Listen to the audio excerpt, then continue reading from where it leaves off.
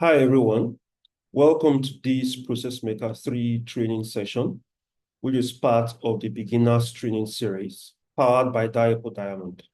I am your host and trainer, Afe Araram. For our fourth session, we shall be looking at part 1 of designing forms in ProcessMaker, and our focus will be on the Responsive Dynaform Designer.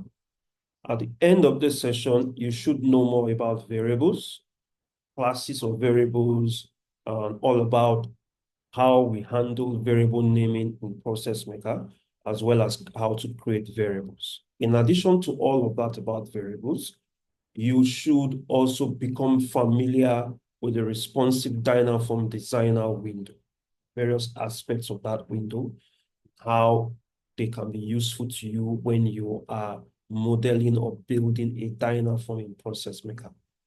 Let's begin. Think of a variable as a container for storing data imputed by users or data that has been generated by the system for any given case. So we have processes and users run cases on processes. So the data imputed by the users, the data generated by the system, we need variables to be able to hold such data. Now open tutorial playground process. Remember when we talked about, let's go to a part of the canvas that is free. Remember when we talked about the process object toolbox or the main toolbox? You can see that the very first process object in this toolbox, it's variables. Okay. The variables button in our main toolbox allows us to create and edit the variables we want to use for our process. So there's this plus here. The moment you hover your mouse pointer on the plus button, you can see that if you click on it, you can create a variable, and it creates a variable dialog box pops up. Okay. And variable names in ProcessMaker follow the standard PHP variable naming rules. That is, a valid variable name starts with a letter or an underscore followed by a number of letters, numbers, or underscore. And it's very important that in a given process, every variable name must be unique. You can't have a request date and another request date in the process. Every variable name must be unique within a given process. So let's talk about variable naming. We know within programming that there are various conventions that one can employ when one is naming variables. We have the camel case, we have the Pascal case, as you can see the examples there, and we have the snake case. For the purpose of these tutorial series, we shall be using the camel case. In terms of the variable types we have in ProcessMaker, we have the available options. We have string, the integer, float, boolean, date, time, grid, file, and multiple file. And you would see that these variable types are tied to specific form objects or form elements that we will use when we are building our forms. It's very, very important. Okay, so let's see, when you are creating a variable, you need to supply the variable name. That is a required field. And remember, we just said that a valid variable name starts with a letter or an underscore followed by any number of letters, numbers, or underscores. So for instance, I want to a variable to hold the value for employee name. We're using camel case. So I'm going to type employee name, and this variable type is a string. If you click on this drop down, you see the options I told you about. There's the string, integer, float, boolean, date, time, grid, array, file, multiple file, and object. Okay. Then in case this variable name is going to hold data that you want to fetch from an external database, meaning a database external to ProcessMaker. It could be your ERP database or some other database where you want to fetch data into your process. Then you may need to indicate the database connection. And for now, if you click on this database connection here, you can see that the um there we have only one option in our drop down, which is the PM database. So for you to see more options here, it will mean that you already created a database connection object that allows you ProcessMaker to connect to the external database. Now, if the value of this variable is going to depend on an SQL query, you could also write the SQL query there. And if you want to define accepted values, say, for instance, this variable is going to be tied to a drop down or a suggest element. That could be a drop down that allows the user to select yes or no. Then you will have the opportunity of defining this. But for now, we don't need this. We don't need this. This variable is going to be strictly tied to the ProcessMaker database. And so we can click this and we see that we have created this variable. Remember, when we wanted to create this variable, we had to click on this plus. Our mouse pointer hovering on this showed us that we can click on this plus or create button to create a variable. However, if you want to access all the variables or see a list of all the variables you've created or all the variables that exist for your process, then you can click on variables on the main toolbox and you see the variables dialog box that lists the variables that have been registered in this process or in your process. And when you look at the list, it always shows you the name, shows you the type, and then you can either edit the name or you can delete the variable. To create more, let's say a request date, and click on this and say request dates. Let's assume a request date, want it to be a date time. And we click and you save, that is that. Then if you need a drop down that says yes or no, then let's assume that is we can let's assume it's if an element on the form the user needs to indicate a male or female. Okay, so that's gender now. So let's say gender, and for this is going to be a string, of course, but we want to define the accepted values. We want to use M for male, then we create it. Then we want F for female, and we create it. So it means when we tie this to an element on the form, like a drop down, then these are the only options that will be available. Okay, so that's how basically we create variables in ProcessMaker. So it could also be amount. So the request amount, and it will be something like this. Request amount, it's not going to be a string, it's going to be a float. So that's another way. Then like we said, one way of creating variables is to come to the variables button on your process object toolbox, on your main toolbox. You click on it to create variables. Most often in practice, I prefer creating variables from the elements I drag into the form. So, which means as I am creating an element on the form I am building or designing, I am tying a variable to it. And so it makes me it makes me create only the variables that I need. Because sometimes, except you have sat down to write out all the variables you will need, sometimes it's better for you in the process of building your forms it's better for you to create the variables then directly from the Dynaform Designer. Okay.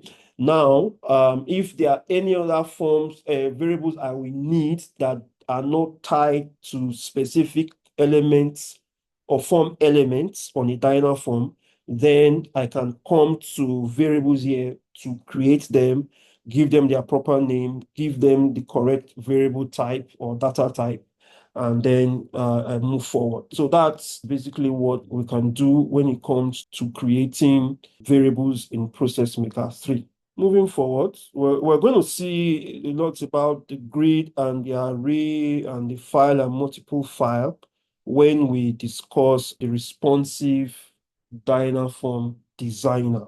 Okay, so for us to access Designer, before I talk about that, I remember I mentioned database connection. So you can create database objects, database connection objects here, the same way you can do in, let's say, PHP or whatever programming language you're using in an application you are building.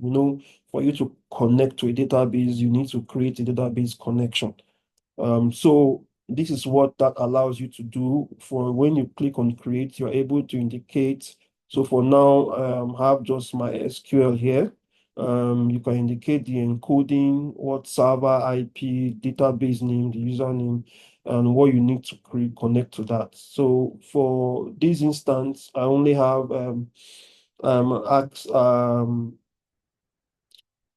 PHP modules that allow me to create to my SQL database. There are all instances where you want to create to your Microsoft SQL Server. You have those drivers installed, and ProcessMaker is able to do that connection. Okay, moving forward to our responsive Dynaform Designer. We see here that you can as well hover on this plus button and create a Dynaform. For you to see all the Dynaforms that exist in this process or in your process, you click on Dynaforms and it will open the Dynaforms object dialog box where you should see a list of the Dynaforms that exist. You can also create and you can also search. Okay, so let's create my first form. So when you are doing this, you need to create you need to provide the basic Dynaform information, which would be the title of the Dynaform. Let's call this my first Dynaform. And we'll just say teaching a form to teach controls on Dynaforms. Okay, so let's save and open. And the moment we do that, we have this window is what is called the responsive Dynaform Designer. When you see this window, there is what we call the Dynaform title, like this blue bar where you see the name or the title of the Dynaform. Then there are what we call Dynaform buttons, the Dynaform Designer menu. So the first one, you have the save option, allows you to save changes to your Dynaform. When you do that, a green toast message is always shown when the form is successfully saved. You can see this now. When I click on it, you see Dynaform saved successfully. Then you have a button to export a Dynaform, which is very useful when you want to build two forms that have some similarities. You finish building one form. Instead of you doing everything from scratch on the second form, you export the first form, create the second form, and import the first form that you exported using the form file, and then you are able to remove what the form elements you don't want and then add the ones that you want. We're going to see that in practice in our demo project. And then there's the menu button that allows you to preview the form in a way that the user will see it when they are running a case on the process. And then there is the button allows you to remove all web controls that exist on the Dynaform and reset it to a blank form. I doubt you will always use this. And then we'll have the language. This option allows you to define translation files for your Dyna. For example, you built a Dynaform and the labels for each controls are in English, and you have a French subsidiary that will want to also use that same process. This allows you to change the labels displayed on the Dynaform based on the selected language. But the default language is always English. Then the last designer menu button is the close button. It allows, once we click on this, it takes us back to the process designer window. So let's go back, click on Dynaforms and click to edit our Dynaform, and we are back here. So, like we said, we've talked about the elements of the responsive Dynaform designer window. This is the Dynaform title. This is Dynaform menu panel that shows these buttons. Third area we need to talk about is the Dynaform control and properties panel. So you see there is the web controls, can collapse that, and then we have the properties panel. You can drag web controls from here to define the structure of your form. And whenever any element or any web control on the form is selected, the properties for that web control will be displayed. We're going to be seeing that very, very, very soon. And then another one would be the Dynaform container. So you see, this is the canvas in which we design our Dynaforms, but everything has to happen within the Dynaform container. And the border, you can see the border of the Dynaform container is defined by this gray section surrounding these rules. So if I click on it, you see that the properties will show you, properties panel will show you that it's a form, shows you the ID of the form, the name of the form, which matches the Dynaform title. And if I want this name to change, instead of my first Dynaform, I want to call it demo Dynaform, I can edit the name from there. And if I click out, you see that the Dynaform title has changed. You could also modify the description here as well as the display mode. We're going to be talking about display modes when we start dealing with the web controls. The options are available to us on our responsive Dynaform designer, the edit, view, and disabled. We're going to be talking about this very, very soon. And then we are able to expand the capabilities or the user experience in our form by adding external libraries here. And then this other print Dynaform, if it is checked, it provides a button on the Dynaform when in use for the users to be able to print the Dynaform.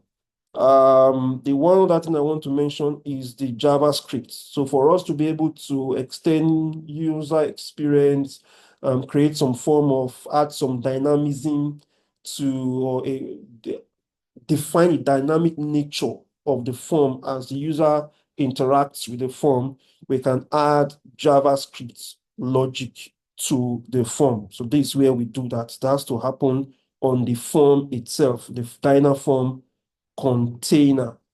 It's the various form control properties when we look at every element one by one, and that's going to happen in our next lesson. So thank you very much and see you in the next lesson. Bye-bye.